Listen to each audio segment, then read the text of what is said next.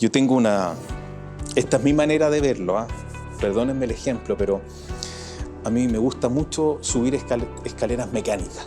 No solo por el hecho de que me evita el esfuerzo de tener que dar paso y que es bueno, y de hecho cuando subo escaleras a veces yo camino también, para esforzarme en la gracia. ¿Se entiende? La escalera a mí me lleva, piolita. Pero si yo, cuando me está llevando, yo camino, me estoy esforzando en ese regalo a mí que me hace, y la verdad es que avanzo mucho más rápido. Y estamos llamados a esforzarnos en la gracia de Dios, no a transpirar.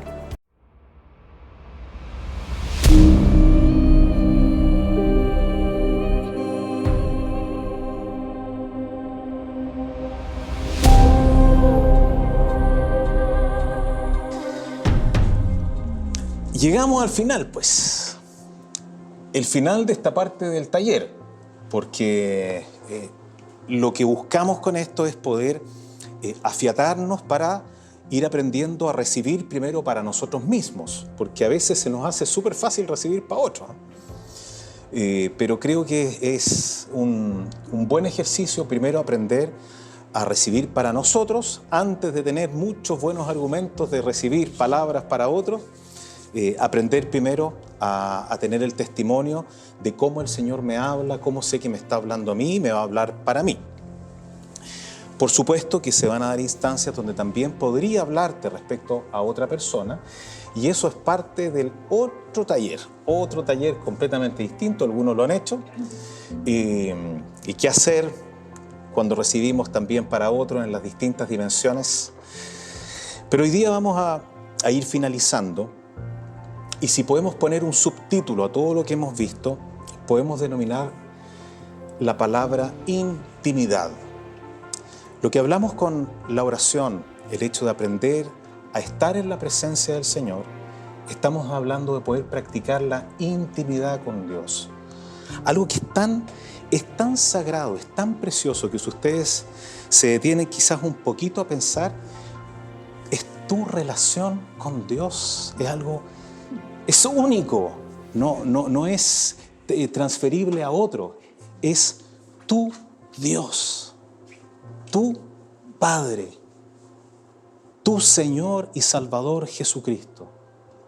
Una relación con el Espíritu Santo, tu Espíritu Santo morando en tu espíritu, que te guía a la verdad, que te va a recordar las palabras que el Señor nos enseñó, y que también ha prometido señalarnos lo que ha de venir. Por ende, aprender a escuchar también al Señor tiene un valor muy importante, porque en la medida que nos vamos ejercitando, también te vas a dar cuenta que vas a poder ir registrando aquellas cosas que el Señor quiere que tú sepas que van a venir. No se trata de que el Señor te da una bolita de cristal, porque no es eso. Pero en su guía, Él hay cosas que quiere comunicarte de las cosas que van a venir, para que no nos tomen a veces por sorpresa. A mí nadie me dijo, no. El Espíritu Santo hay cosas que quieres comunicarte que van a venir. Entonces, yo le puse aquí intimidad, el otro camino de la oración. Porque la oración es bien amplia y abarca muchos elementos, y hay algunos que tienen más desarrollado algunos aspectos de la oración que otros, y está bien. Hay personas que tienen un fuerte llamado a interceder por otros, a interceder por otras personas, a interceder por las naciones, a interceder por los universitarios, por las personas en necesidad, por los países en guerra, personas que tienen un llamado a interceder por los líderes de la iglesia, otros por los gobernantes, en fin. Y puede ser que yo no tenga esa misma experiencia de llamado a un tipo de oración determinada. La oración también se expresa en la acción de gracias, en la alabanza, la adoración. Pero lo que hemos estado hablando está orientado a esta oración que le denominamos oración de comunión.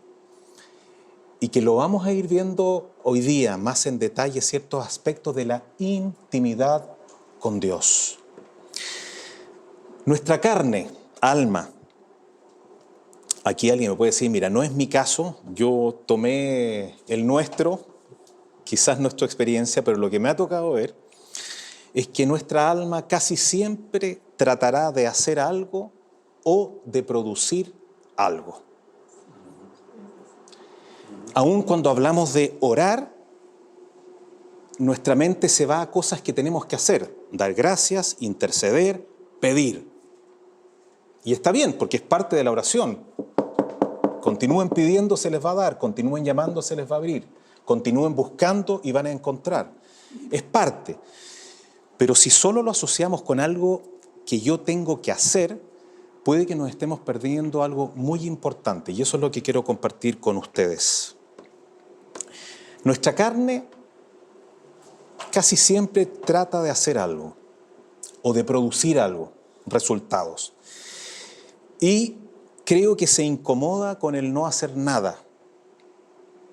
Vamos a definir qué es no hacer nada, pero no sé si en esta semana experimentaron dificultad para practicar la quietud, para poder tener un tiempo consistente de estar tranquilo. O cómo manejamos ese bombardeo de pensamientos. La carne se incomoda con no hacer nada, porque está acostumbrada a activar, a hacer algo, a producir, a tener resultados. Y la tendencia es a hacer, a producir, en vez de ser. Y en esto no es solamente una palabra que la traigo a relucir porque sí. Creo que es muy importante porque nosotros somos espíritu. Tenemos un alma en donde nos expresamos en este mundo físico a través de los 5 sentidos básicos: gusto, tacto, oído, olfato y vista. La vista, ¿no es cierto? Y nos expresamos en este cuerpo a través de los 5 sentidos, pero a través de un cuerpo físico. Y este cuerpo físico debería ser un instrumento de justicia, ¿no es cierto?, presentando a nuestros miembros como instrumentos de justicia, que expresan un alma sana, unida al espíritu, ¿no? Donde el fruto del espíritu debería ser evidente en nosotros. Ay, yo siento ahí, digo esto y tengo 5 dedos apuntándome, ¿no? Porque tenemos una realidad en el mundo que, estando en este mundo, no siendo de ello, somos continuamente apuntados por otros y, más importantemente, por nuestra propia conciencia y el Espíritu Santo, que nos va señalando cada vez que traspasamos ese límite y no estamos expresando el fruto del Espíritu, ¿no? La tendencia de hacer en vez de ser. Aún en esto, este afán a veces de querer ser semejante a Jesús, lo cual es un buen afán, pero cómo a veces nos podemos azotar a nosotros mismos o golpearnos intentando llegar a una medida, a una estatura que por nosotros mismos es inalcanzable. Porque muchas veces intentamos hacer en vez de ser. Veamos algunas cosas. Nos enseñaron a orar, ¿o no? ¿Te enseñaron a orar? A veces, ¿y cómo nos enseñaron?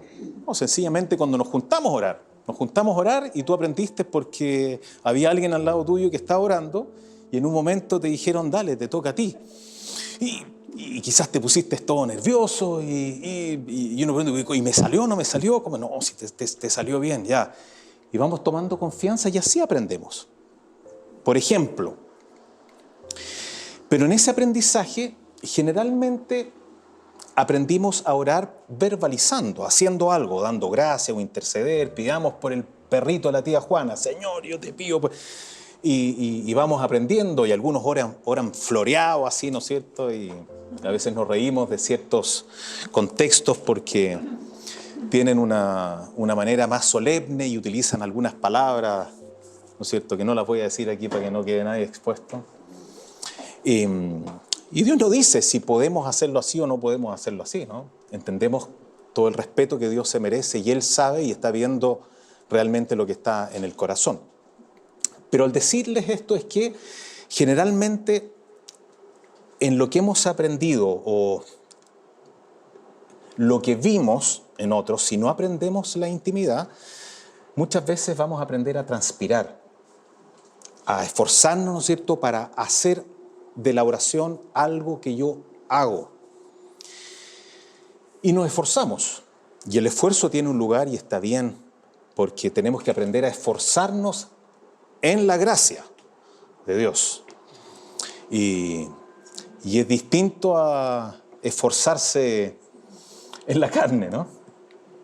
Yo tengo esta es mi manera de verlo, ¿eh? Perdónenme el ejemplo, pero a mí me gusta mucho subir escaleras mecánicas. No solo por el hecho de que me evita el esfuerzo de tener que dar paso y que es bueno, y de hecho cuando subo escaleras a veces yo camino también, para esforzarme en la gracia. ¿Se entiende? La escalera a mí me lleva, piolita, pero si yo cuando me está llevando, yo camino, me estoy esforzando en ese regalo a mí que me hace, ¿no es cierto? Y la verdad es que avanzo mucho más rápido. Y estamos llamados a esforzarnos en la gracia de Dios, no a transpirar. Y con esto necesitamos primero conocer quién es está mal escrito, quién es el objeto de nuestra alabanza y adoración y oración. Es decir, conocerlo a Él. Deuteronomio 10, 21 lo deja súper claro el pueblo de Dios luego de ver las maravillas liberándolo de la esclavitud de Egipto, lo que Dios hizo, no solamente abriendo el Mar Rojo, todas las señales, cómo los alimentaba, cómo los guiaba con la columna de nube durante el día, la de fuego durante la noche, proveyendo para ellos, o sea, era algo sublime. Y aquí les decía, mira, que Él es el objeto de su alabanza. Porque a veces podríamos inclusive alabar el viento, ¿no es cierto?, que se levantó y que separó las aguas, ¿no es cierto?, o los mismos portentos, y no a Él, que es el objeto de nuestra alabanza. Y Él es el objeto de tu alabanza, que se traduce para efecto de esta enseñanza de tu oración, de tu intimidad. Es Él el objeto.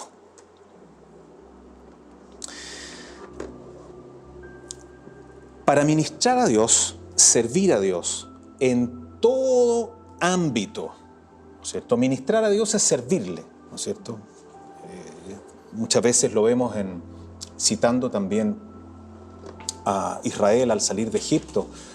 Recuérdense que claramente a través de Moisés, bueno, en este caso su hermano, declarándole a Faraón, deja ir a mi pueblo para que me sirva, para que me adore, para que me ministre, para que haga fiesta en honor a mí. Y para servirle no se puede sudar. ¿Cómo sabemos esto? Bueno, en Ezequiel 44, 17, 18, yo creo que esto está ahí para enseñarnos por qué los sacerdotes no podían usar calzoncillos de lana, viejo. ¿Por qué no podían? ¿Por qué no podían usar ropa de lana cuando entraban en el santuario? Y esto aplicaba también aún en el tabernáculo, ¿no? No podían sudar. Y la lana hace transpirar, pues. Y yo creo que esto aplica sin duda a nuestro esfuerzo propio, a lo que nosotros a veces tratamos de hacer para. Y toda obra, bueno, aún nuestras obras de justicia, ¿no? Lo dice el profeta, que para Dios son trapos de inmundicia. Y con esto no estamos hablando de que no debemos procurar las buenas obras, para nada, ¿no es cierto? Porque en este proceso de perfeccionamiento sin duda que debemos procurar las buenas obras y estimularnos unos a otros al amor y a las buenas obras, pero nos estamos refiriendo en nuestro esfuerzo propio. ¿Y cómo podemos sudar? La gran diferencia entre lo que tenemos que hacer para obtener de Dios, que esto a veces está implícito y uno lo ve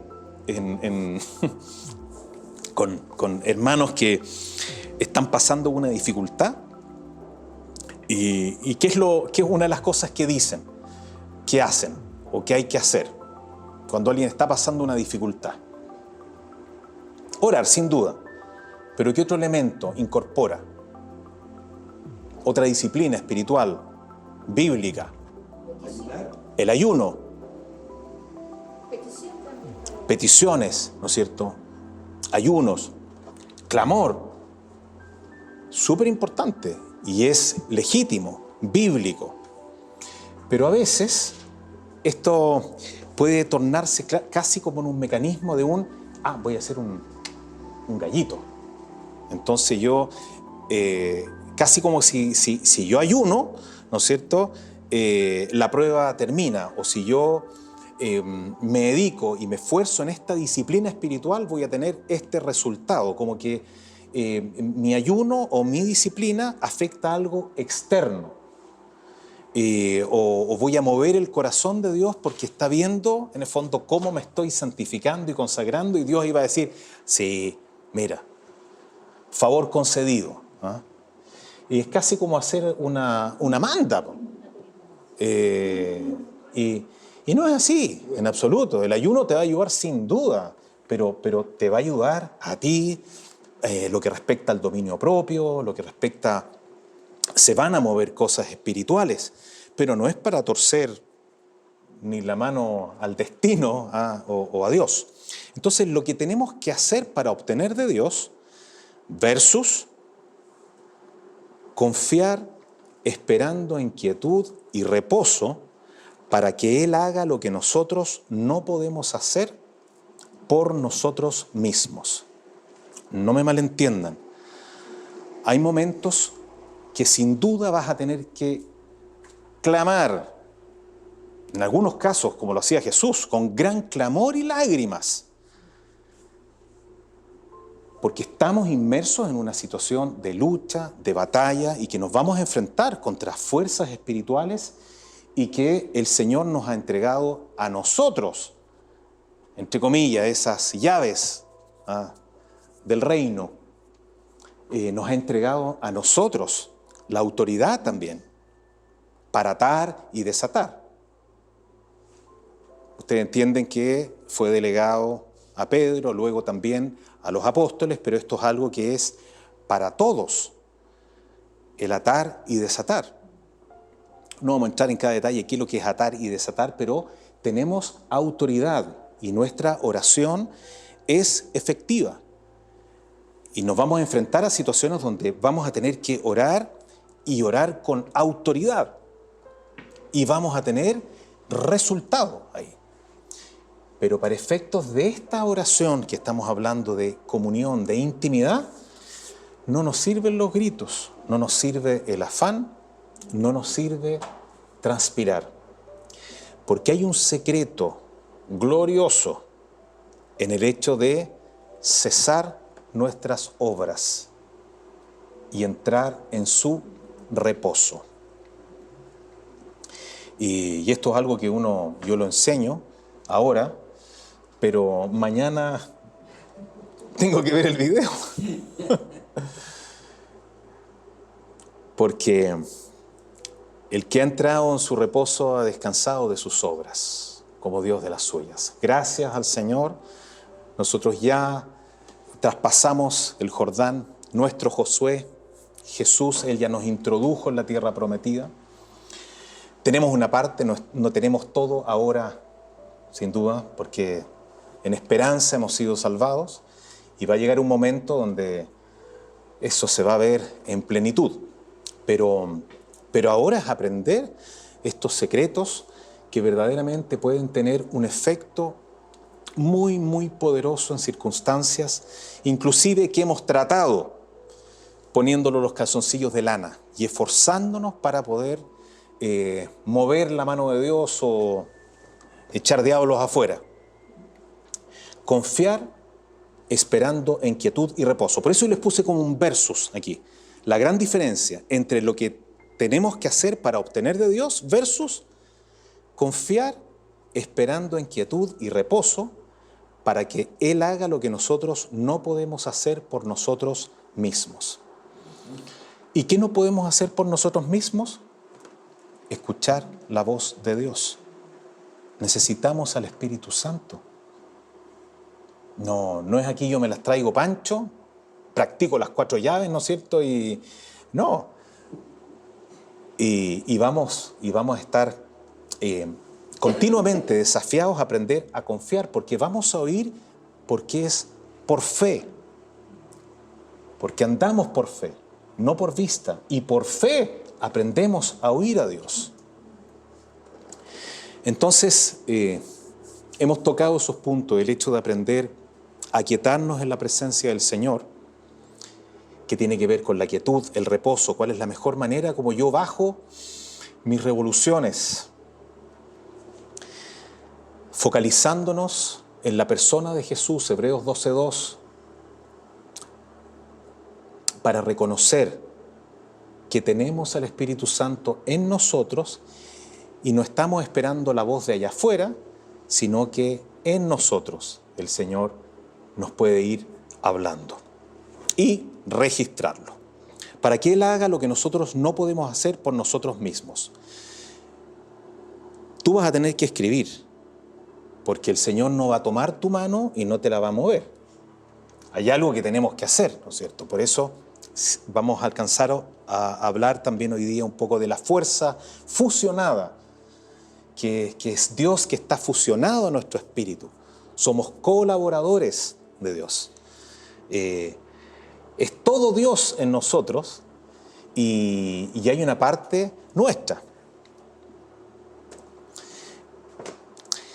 Isaías 30:15, porque así dijo Jehová el Señor, el Santo de Israel, en descanso y en reposo seréis salvos. En quietud y en confianza será vuestra fortaleza. El problema es que ellos no quisieron. Antes bien dicen, no, mira, vamos a librarnos con carros, tenemos nuestros recursos, la sabiduría, las capacidades, y triste porque el recurso de Dios era muy simple. Confíen, descansen. Como leíamos en la primera sesión, Salmos 46:10. Estén quietos y conozcan que yo soy Dios y seré exaltado en las naciones. El estar quietos.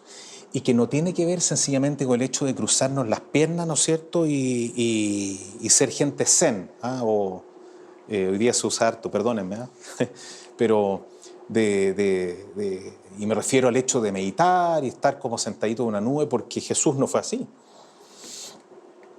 todo el tiempo. Él oraba, como vimos, no sabemos qué es lo que hacía cuando subía al monte, pero el ejemplo más práctico de una vida dada fue cuando Él abre sus manos, a diferencia de la imagen que tenemos de ese hombre guatoncito, ¿no es cierto?, que está hacia adentro, ¿no es cierto?, y ya saben de quién hablo, ¿no? Completamente distinto. Aprender a descansar. ¿Cómo descansaba Jesús? Qué ejemplo de descanso.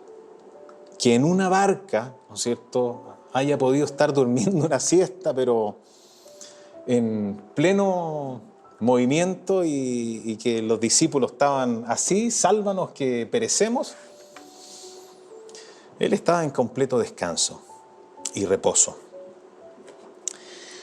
En quietud y confianza.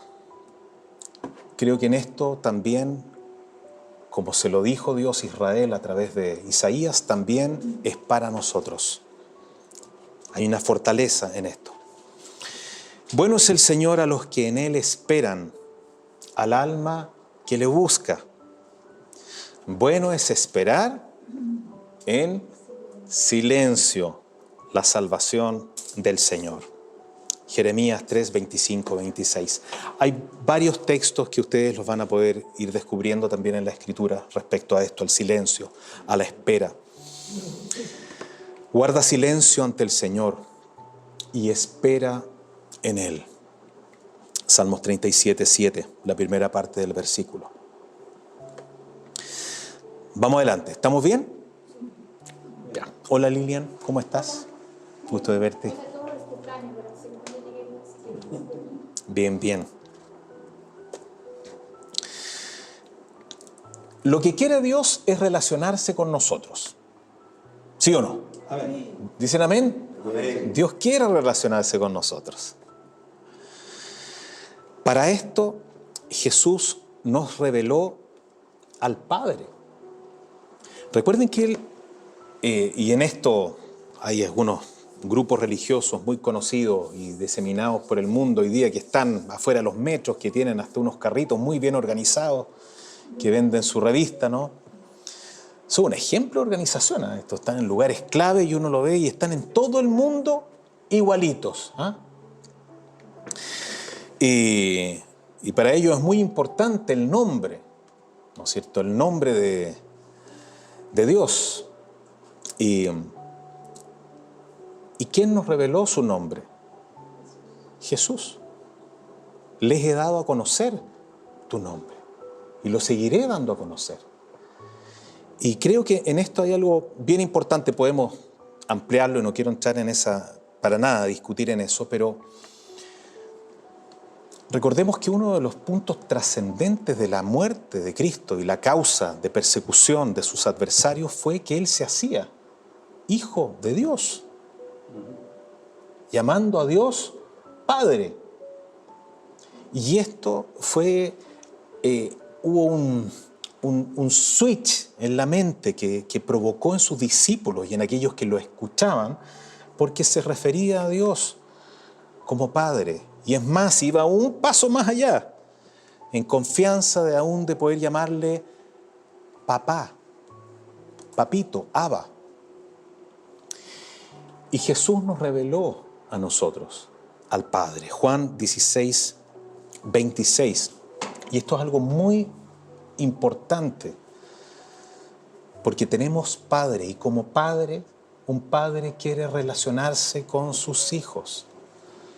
No solo quiere dejarles una carta, ¿no es cierto?, aunque fuera escrita de puño y letra, que un hijo la va a apreciar, pero es muy distinto cuando, después de un largo viaje, de tener una carta, puede llegar el papá a la casa, donde puede haber una relación.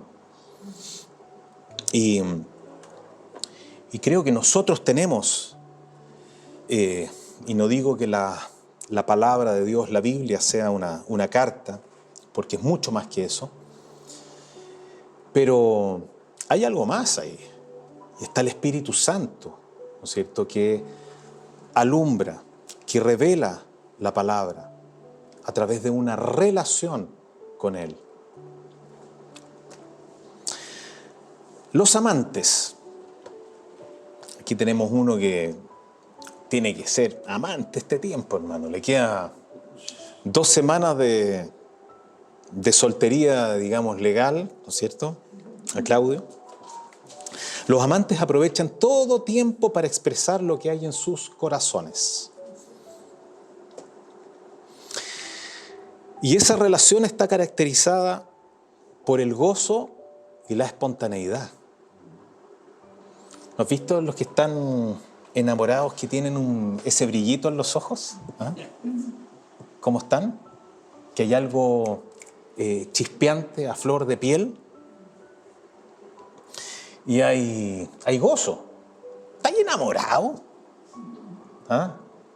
¿Estás enamorada?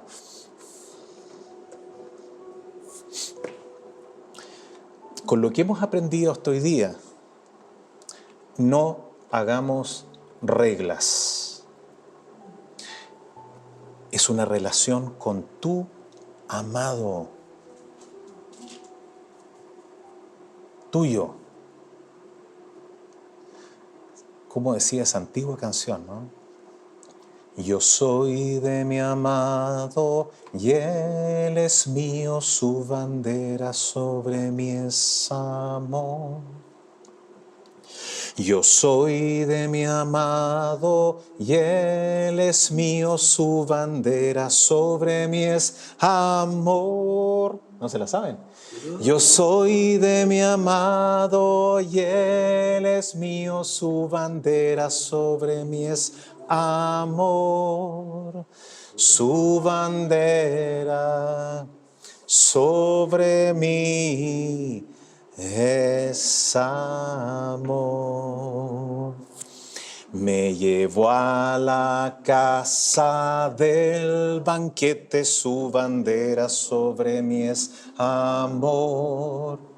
Me llevó a la casa del banquete, su bandera sobre mí es ya se acordaron, Linda, ¿eh? Sí, no hagamos reglas. Seamos y amémosle por quien Él es y reconozcámoslo también por lo que Él hace. La raíz hebrea yadá, o la palabra yadá, normalmente es representada en la Biblia hebrea con la palabra conocer. Aparece más de 900 veces. Y la idea conocer es mucho más íntima y personal que nuestra comprensión moderna de conocimiento. Mucho, y digo mucho más íntima y profunda. Y yadá, conocer, percibir, notar, observar, descubrir, experimentar, preocuparse por entender, respetar, dejarse descubrir, familiarizarse con, darse cuenta de. ¿Estamos? Es una palabra muy, muy interesante, muy interesante. Y tenemos la misma palabra, y creo que igual de interesante, en el griego. Exactamente, porque esta misma palabra yadá se aplica al hecho cuando Adán conoció a su mujer, ¿no es cierto?, a Eva, y le nacieron hijos. Ese conocimiento, ya entendemos que no fue solamente un conocimiento visual, involucraba mucho más. Y en esto probablemente en los matrimonios hay mucho que aprender en lo que a unión conyugal se refiere, de acuerdo al modelo bíblico, lo que Dios planeó con la vida marital. Una palabra muy preciosa. Juan 17:3. ¿De qué nos está hablando Juan 17:3? Porque es una definición súper tácita, muy, muy clara y que a veces rompe paradigmas en la iglesia, aún tradicional, porque normalmente tú le preguntas a alguien, no solamente en la iglesia, personas que son creyentes o simplemente religiosos, ¿qué es la vida eterna? Y se asocia sencillamente a un vivir para siempre en un estado, en una dimensión específica, particular, no morir, que es también algo real. Pero Jesús lo define sencillamente: esta es la vida eterna. La Reina Valera 60 le pone hasta los 2 puntos: que te conozcan a ti, el único Dios verdadero, y a Jesucristo a quien has enviado. Esa es la vida eterna. La vida eterna es conocer al Padre y al Hijo, envueltos en esta íntima relación que es creciente, que es recíproca, que va en aumento. Los matrimonios cristianos, esto es glorioso, porque de verdad yo amo a mi esposa hoy muchísimo más, no tengo porcentaje, de lo que la amaba hace 15 o 20 años cuando nos casamos, 15 años en mi caso.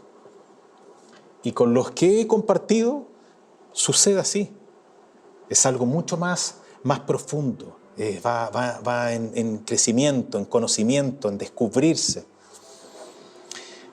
Y Juan 17:3, aquí Jesús define, esta es la vida eterna, conocer íntimamente al Padre y al Hijo, en una relación con Él. Esto no termina acá en la tierra, va a seguir, tenemos un Dios infinito, lo vamos a seguir conociendo en la eternidad, porque vamos a seguir en vida eterna y experimentando la vida de Dios, la vida eterna. Bien, orar entonces no es hacer algo. Ya vimos que hay cosas que sí se pueden hacer orando, pero para efecto de lo que vimos hoy día, orar no es hacer algo, sencillamente es estar con Dios, estar con alguien que en este caso es estar con Dios, o pasar tiempo con Él.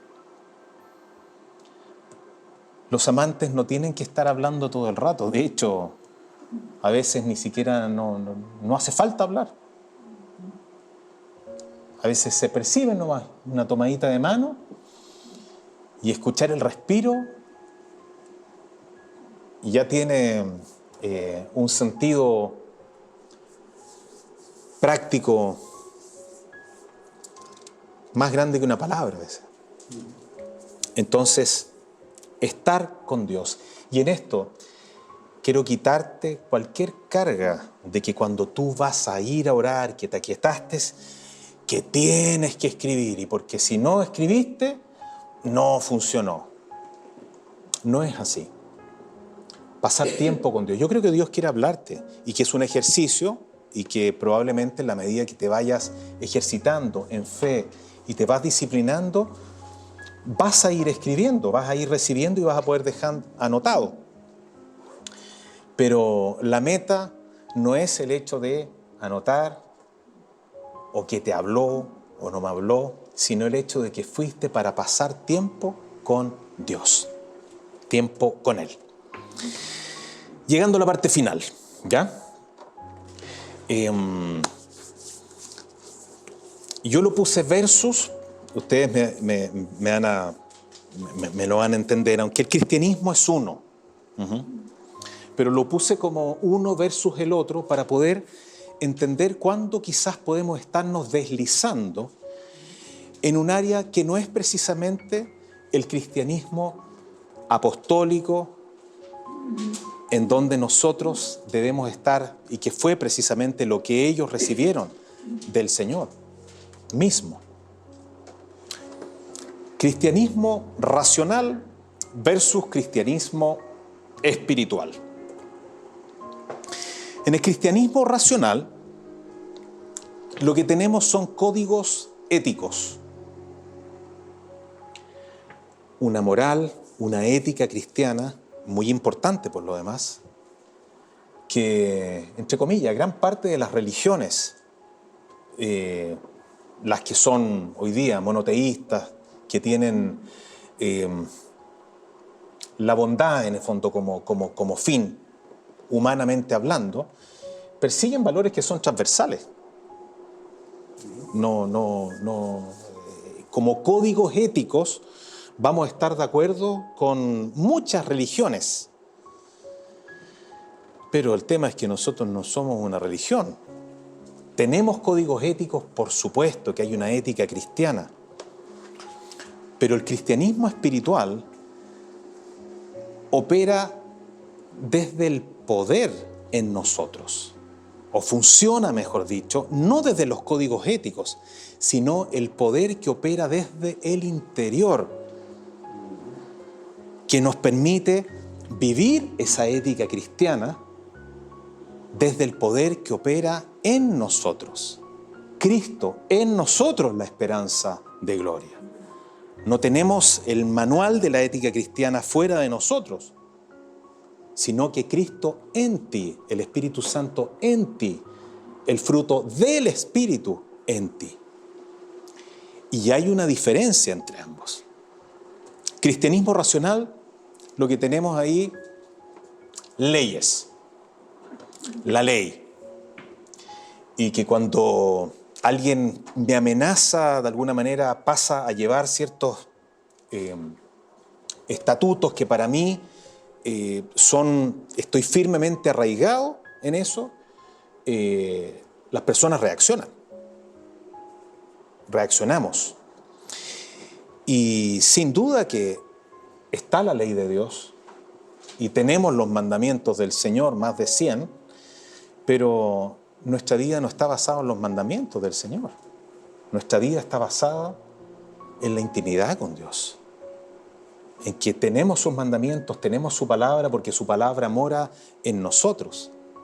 Entonces las leyes no es nuestro motor de lucha, sino que para nosotros es que tenemos un Dios vivo y que las personas pueden tener una relación y que Dios es Padre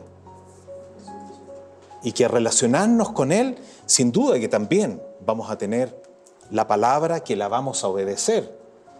Pero la vas a obedecer porque tienes una fuerza de voluntad y una determinación muy fuerte. Algunos sí, pueden hacerlo. Pero el tema no va por ahí. Yo podría tener una determinación y una fuerza de voluntad, pero magnífica. Y me pierdo la intimidad con el Padre, la intimidad con Dios.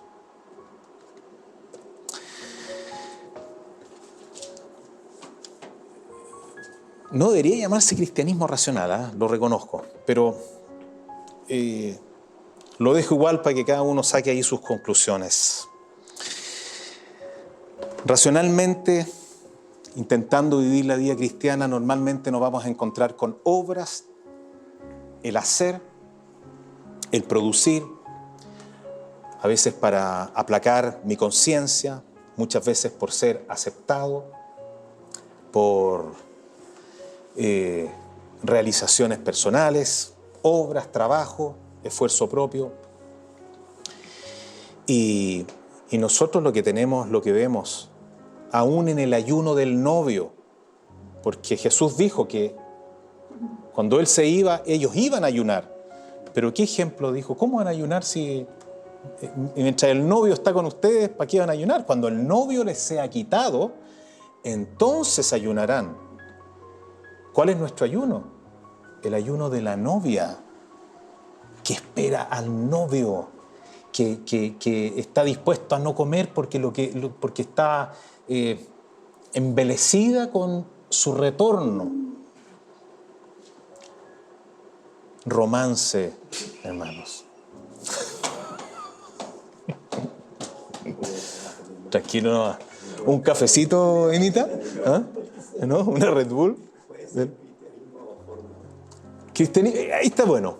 Quizás, sí. Sí. No sé cómo. Bueno.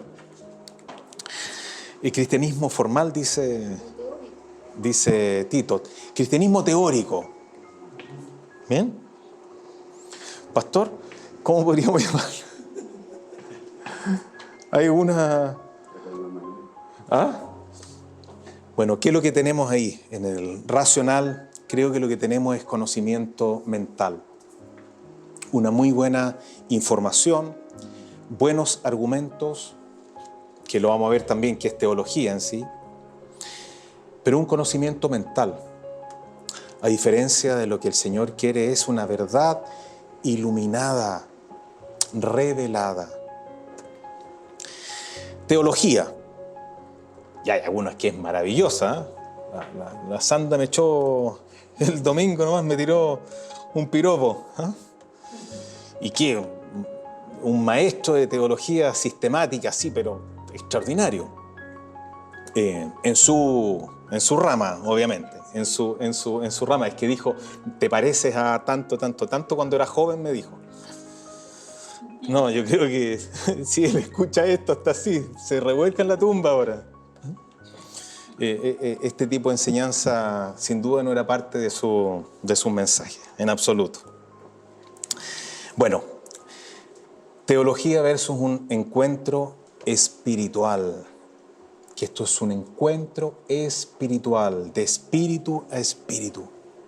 Muy distinto. Muy distinto.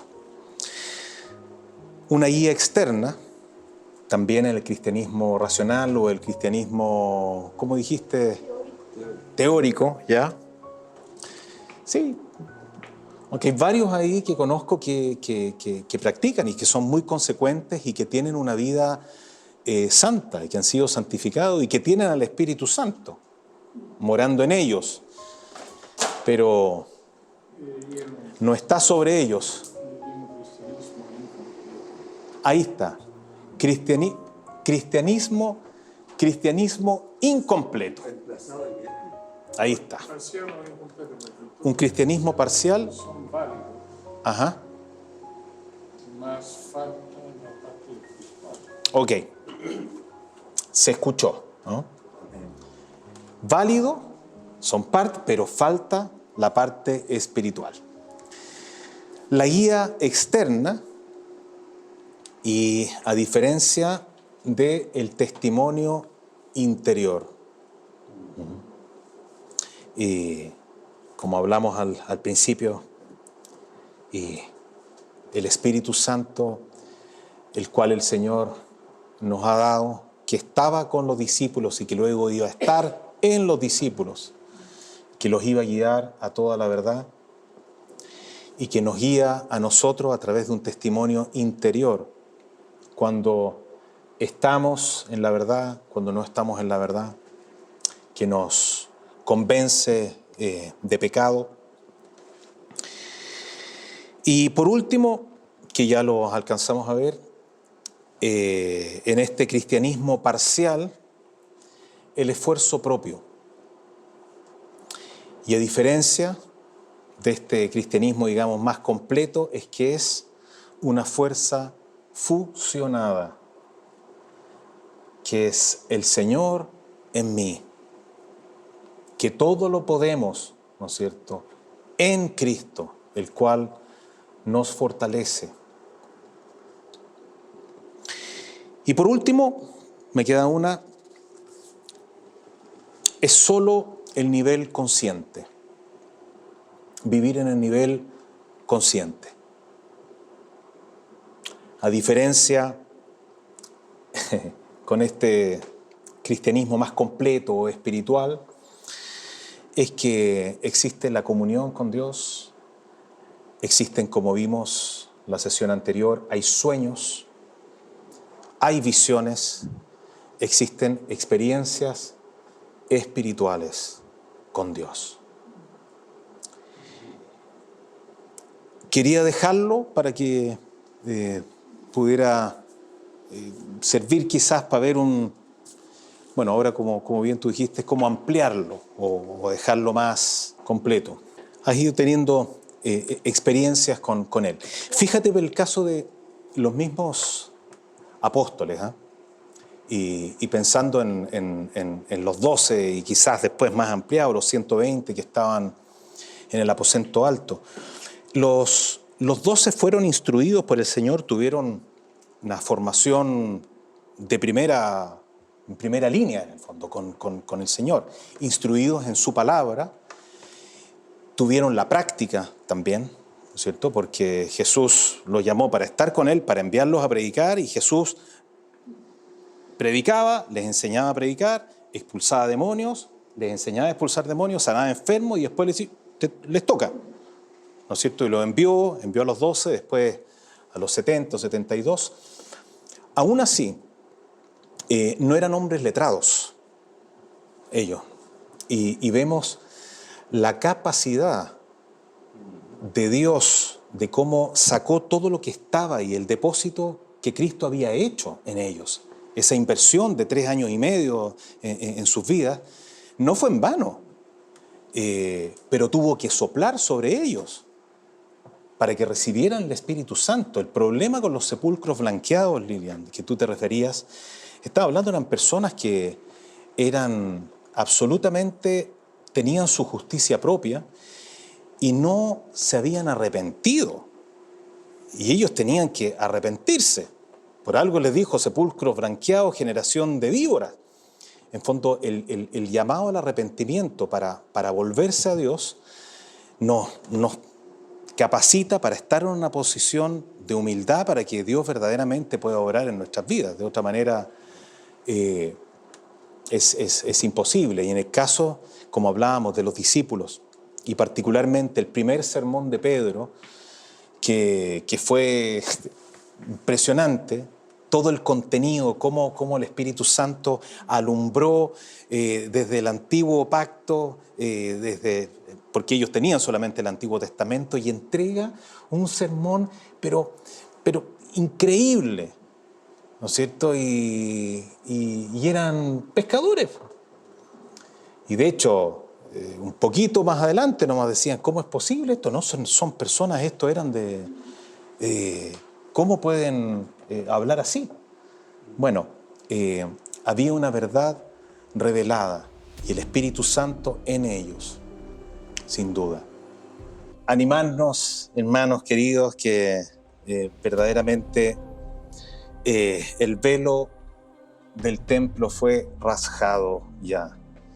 Podemos entrar con plena confianza ante el trono de la gracia, ¿no es cierto? A través de la sangre de Jesús, el velo rasgado, su carne, ¿no es cierto? Tenemos libre acceso al Padre y con sencillez y con apertura, porque hay que abrirnos a tener experiencias espirituales, y no son experiencias, entre comillas, místicas, raras. Es el Señor que Él quiere brindarnos su voz, y como conversamos, su voz puede expresarse también a través de sueños, visiones, impresiones, sentimientos del Espíritu que vamos a ir aprendiendo a sentir cuando Él nos va guiando. Así que eso, hemos concluido esta parte.